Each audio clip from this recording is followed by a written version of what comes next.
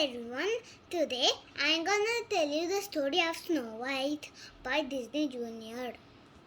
Hey ho, it's home from where we go. Hey ho, it's home from work we go. Snow White and the Seven Dwarfs. Once upon a time, there There lived was a a princess princess called called Snow Snow White. White. Her father, Her, the the king, king, was dead. and Snow White lived with her wicked stepmother, mother, the the queen, queen, in a castle castle, at the edge of a deep green forest. forest. Snow White was very beautiful. Her skin was as white as snow, her hair as black as ebony wood, and her lips were as red as a red rose. The queen was also very beautiful but terribly vain. She had a magic mirror, and every day she would look into it and say, "Magic mirror on the wall, who is the fairest one of all?" The mirror would always reply, "You, O Queen, are the fairest of them all." But the Queen was still jealous of Snow White's beauty. She made the princess dress in rags and work in the castle as a servant.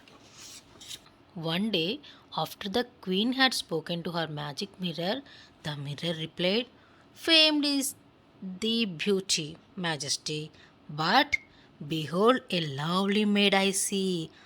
Alas, she is more fair than thee, lips as red as rose, hair as black as ebony, skin as white as snow." The queen was furious. "Snow White!" she hissed. "It can't be." Just at that moment, Snow White was cleaning the steps at the castle well. While she worked, she sang of meeting the true love of her dreams. A handsome prince who was passing by stopped at the well to listen. The moment the prince and Snow White met, they fell in love. When the queen saw Snow White and the prince together, she was filled with even more hatred for the princess. She began to think of a plan to get rid of her stepdaughter.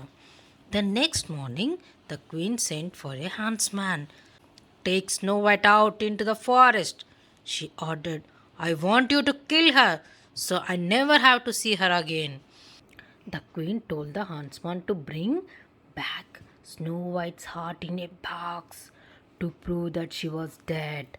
The huntsman sadly led the princess into the forest. He knew he could not kill someone who was so kind and innocent. "Run away into the forest and hide," he told Snow White as he knelt beside her. "The queen must think that you are dead. You must never return." Then the huntsman placed an animal's heart in the box the queen had given him. The queen had to believe that Snow White was dead. Horrified, Snow White ran off into the forest. She was terrified by the dark shadows and strange noises. Soon, animals and birds gathered round to comfort Snow White. They led her to a little cottage, hidden deep in the forest. Snow White knocked on the door and went inside. She wondered who could live in such a tiny house. Everything was so very small. There were 7 dusty little chairs at the table. In the sink, there were 7 dirty spoons and bowls. And in the bedroom, there were 7 unmade tiny beds. "Perhaps children live here," Snow White said. "But how untidy everything is." So, with the help of her forest friends, Snow White dusted and cleaned the little cottage. Then she went upstairs to rest and soon fell fast asleep across 3 of the tiny beds. Evening came and the owners of the cottage returned from their day's work. They were 7 dwarfs who worked in diamond mines deep in the heart of a mountain. The dwarfs marched along singing, hey ho, it's home from where we go. Hey ho, it's home from work we go."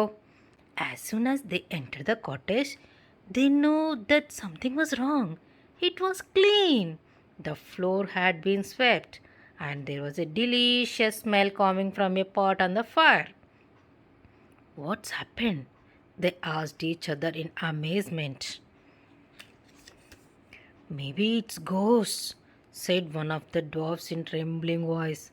Careful, men, search every nook and cranny, said another. That search eventually led them up the stairs into their bedroom. Just then, Snow White stirred and woke up. Why, it's a girl, the dwarfs gasped. Who are you? They asked. My name is Snow White, said the girl. She explained why she was hiding in their cottage. Then she asked the little man, who are you? I am dark. I am grumpy. I am sleepy. I am bashful. I am sneezy. I am happy. And he is dopey. They all shouted together. Amma, I am Amma,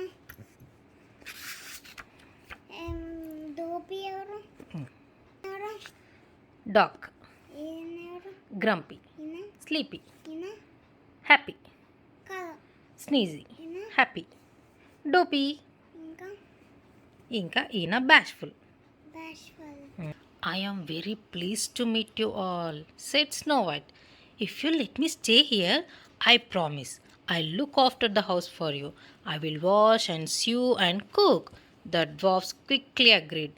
Supper is not quite ready, continued Snow White. You will just have time to wash. I knew there was a catch to it, grumbled Grumpy. Well, I would like to see anybody make me wash.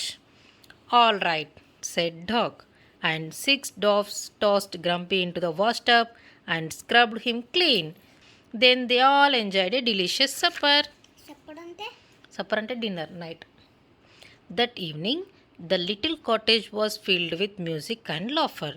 The dwarfs sang and danced to welcome the princess to their home. Snow White was so happy that she soon forgot all about her wicked stepmother. Meanwhile, the wicked stepmother was celebrating Snow White's death.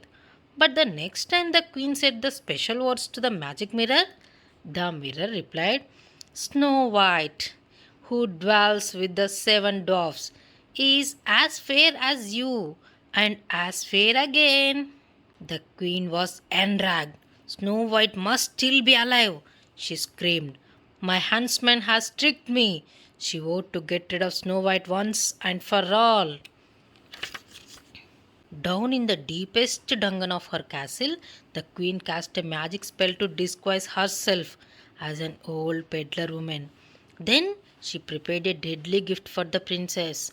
Chanting a magic spell, the wicked queen dipped a bright red apple into a bubbling pot of poison. One bite of this and Snow White will fall into the sleep of death, she cackled. Only Love's kiss can save her, but the dwarfs will think she is dead and bury her alive. The very next day, after the dwarfs had left for work, there was a knock at the cottage door.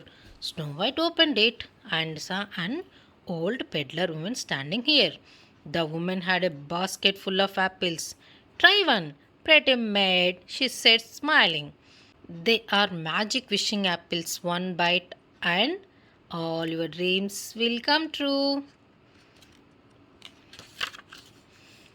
Thinking of the prince she had met at the castle well, Snow White reached out for the red apple. She took a bite and fell to the floor. Now I am the fairest in the land, cried the wicked queen before fleeing from the cottage.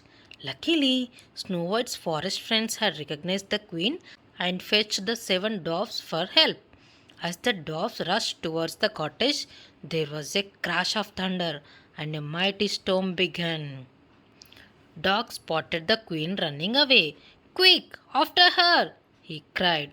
The dwarfs chased her through the forest and up the mountainside. The wicked queen struggled ahead with the dwarfs right behind her. When she realized she was trapped, she loosened a huge boulder and started to push it towards the dwarfs. But the boulder rolled backwards onto the queen with a terrible cry. She fell over the side of mountain, never to be seen again. When the dwarfs returned to the cottage, they found Snow White lying on the floor, as if she were asleep. They tried everything they could think of, but Snow White could not be woken. So the seven dwarfs took the princess into the forest. There they built a special bed for her, made of glass and gold. The dwarfs kept watch over her day and night. The months slowly passed. Snow White's glass bed was covered with leaves, then snow, and then the blossom of spring, and still she slept. One day, a handsome young man came riding through the forest. He was the prince who had fallen in love with the Snow White by the castle well. When he saw the princess, he got down from his horse, leaned over her, and tenderly kissed her. All at once, Snow White's eyes fluttered open. She is awake! The dwarfs cried excitedly. The wicked queen's spell was broken. Before Snow White left to begin her new life with the prince, she kissed each of the dwarfs. I will come to see you very soon, she promised them. The dwarfs watched the prince sweep his beloved Snow White up into his arms. They knew they would miss her, but they also knew that she and the prince would live happily ever after.